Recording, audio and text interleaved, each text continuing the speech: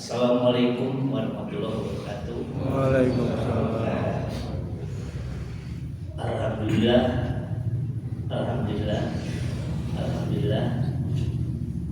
Kita masih diberi kesehatan dan kekuatan sehingga pada subuh ini masih bisa berjamaah secara konsisten, masih penuh masjid ini. Ini adalah bukti bahwa kita masih semangat untuk melaksanakan ibadah yang lebih baik di bulan yang penuh berkah ini. Juga kita diberi banyak kesempatan yang lain yang kita rasakan. Pada kesempatan ini pun saya mengajak, marilah kita sama-sama untuk bersalawat untuk Nabi besar junjungan kita, keluarganya, sahabat, sampai pada kita dan nanti pada pengikutnya di akhir zaman. Juga kita mari berdoa bahwa semoga kita tetap diberi istiqomah untuk tetap semangat beribadah dan semangat untuk mendapatkan ridhonya, sehingga latihan puasa ini memberikan berkas kepada kita semua. Pada kesempatan yang berbahagia ini, saya mencoba ingin membawakan hal yang menurut saya ini krusial bagi umat kita, pemberdayaan umat.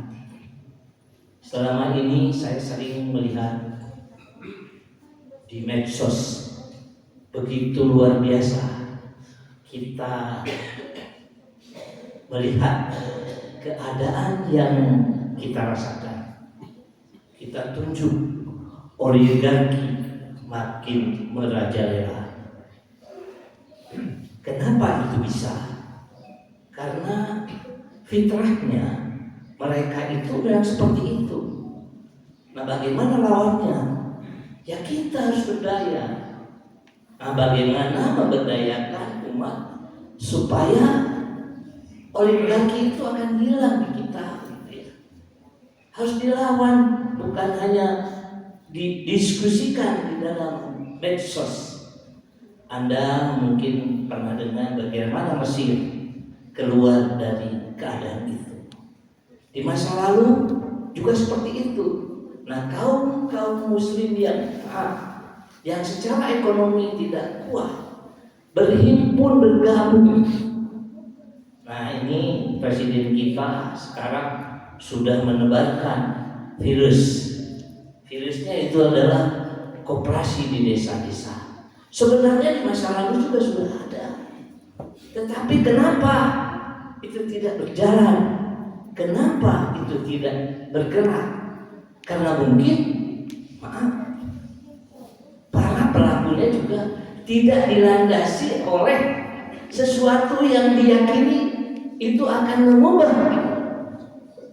Nah, seandainya di masjid ini jamaah ini, saya kira fasilitasnya masih memungkinkan bergabung. Saya tahu persis Pak Supriyanto itu adalah salah satu pejuang juga. Ya, amanah Undang-Undang Dasar 45 Pasal 33 Ayat 1 itu adalah produk kita, dominannya kita, tetapi sekarang ditinggalkan oleh umat-umatnya juga. Ya, karena tidak yakin itu akan memberikan kesejahteraan yang luar biasa seperti yang terjadi di Mesir. Alhamdulillah masih ada Muhammadiyah, masih berkibar, bahkan secara fenomenal bisa membeli gereja di Spanyol sana. Nah, mari kita dari bumi asli Masjid Darussalam ini segera bangkit. Masih banyak ini, ada Pak Aam. Ini Pak Aam sudah 32 tahun berkecimpung di koperasi. 32 tahun. 32 tahun lebih Pak Aam berkecimpung di koperasi. Tetapi kenapa tidak menyebarkan virus di sini? Mari Bapak-Bapak, ini adalah kesempatan kita. Karena amanah dari ajaran kita, tangan kita harus seperti ini. Bukan begini. Maaf, mungkin sebentar nanti di masjid ini tidak lagi membuat proposal, tetapi kita memberi mana yang harus kita beri gitu ya. Kalau pemberdayaan umat ini terjadi dan berlangsung dari masjid ini.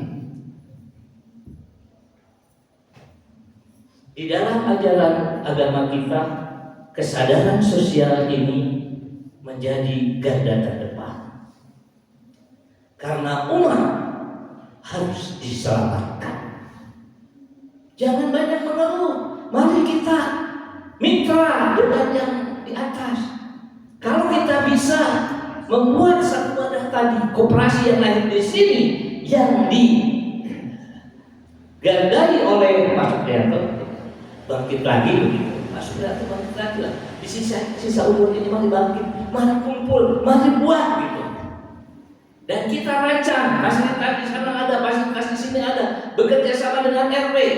Yuk kita sama-sama di sini membangkitkan mitra kita, sisihkan seperti yang di sana. Berapa persen untuk kebaikan. Jadi di sini nanti masih bisa. Yang kedua, keadilan ekonomi juga itu ajaran agama kita. Ya. Tapi yang kita tinggalkan, kita serahkan kepada para pendatang, konglomerat, oligarki. Sebagian besar adalah keturunan. Kenapa mereka seperti itu? Dan kita menyangkanya, dan mereka masih ada cara. Tidak bisa. Jangan hanya menunjuk, melihat. Tetapi ada apa dengan kita ini? Mungkin kita masih egois. Mungkin kita masih seperti hari ini. Saya 20 tahun mengajar mereka di sekolah mereka. Apa yang diberikan dari mereka? Kalau hari ini di sini ada orang yang punya ide seperti Pak Supriyanto, tidak akan disia-siakan. Punya apa? Berikan Pak Supriyanto. Jadikan besar, dan sudah besar monopoli oligarki lahir. Tapi bukan, kita tidak itu. Tetapi kita menguasai perekonomian yang luar biasa. Ini ajaran kita. Keadilan itu akan lahir karena saya yakin yang basisnya keyakinan agama kita mesti adil. Dan ajaran kita mengajarkan ukhuwah, kerjasama. Ada masih? Atau mungkin sudah hilang sih? Saya hanya melihat Pak Supriyanto sendiri. Saya masih melihat Pak Nur sendiri di ujung sana. Kasihan mereka.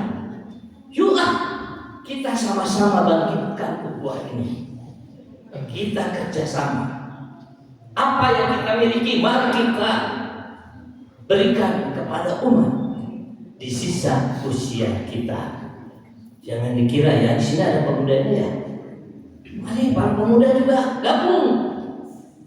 Lahirkan di sini apa?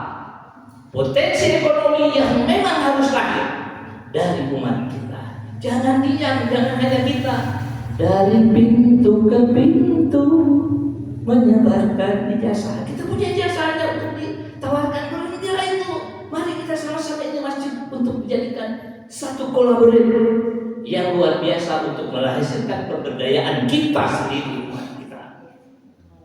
Nah, ini kekuatan yang luar biasa yang bisa kita pakai juga. Yang mungkin nanti ini saya bukan ahlinya. Zakat dan sedekah itu kan luar biasa ya kita. Tapi kemana? Ada tapaknya? Hanya tapaknya ya berupa ini, gedung ini yang bisu, ya tidak hidup. Yang harus kita ubah kepada yang hidup itu. Kalau ini ya kita megah di mana-mana megah, tetapi tetap umatnya begini, tergantung. Nah ini yang harus diubah. Insya Allah apa yang saya sampaikan ini sesuai dengan ajaran-ajaran kita di dalam Al-Quran. Surat Al-Baqarah ayat 43, Surat Al-Maun ayat 1, 7 dan 3, surat Al-Dariyah ayat 19. Juga hadis juga ada.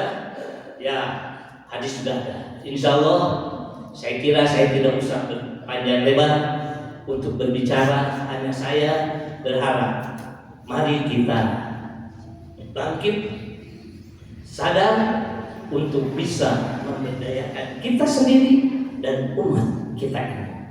Mulailah kita di situ.